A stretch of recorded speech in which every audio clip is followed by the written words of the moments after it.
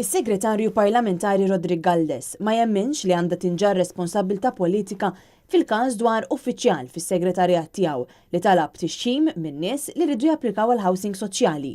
Żvela dan il-Gazzetta di Malta Independent wara li pruvat titkellem ma' segretarju parlamentari responsabbli mill-housing Rodrigue Galdes. Galdes qal li sar jaf din is-sitwazzjoni l-ħamis tal-ġimgħa l-oħra u sostna li la darba l-Pulizija tinvestiga l-uffiċjal tas-segretarjat tiegħu għandu jwieġeb hu għal dawn l-allegazzjonijiet.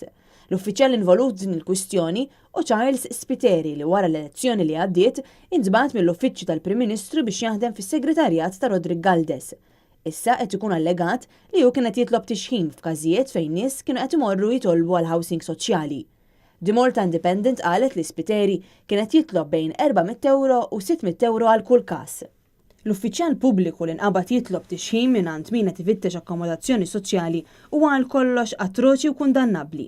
Saħaq dan il-kellem għal faqar u l-akkomodazzjoni soċjali Ivan Bartolo. Bartolo qal li issa huwa ċar li l-korruzzjoni mhux biss hi immorali, iżda hija wkoll taxxa fuq il-fqir u fuq min l-aktar għandu bżonn. L-aġir korrott tal-persuna ta' fiduċja ta' Joseph Muscat Rodrigue Galdes jifqa' l-bużżieqa li dan huwa gvern ta' kuxjenza soċjali.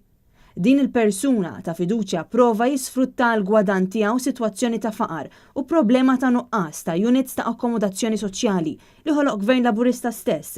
U dan kollu il-Ministru tal-Familja u s-Solidarjetà Soċjali Michael Falzon qed jibqa' kollox siket filwaqt li Segretarju Parlamentari Rodrigue Galdes qed jiġħad ir-responsabbilta politika dwar dan il-każ.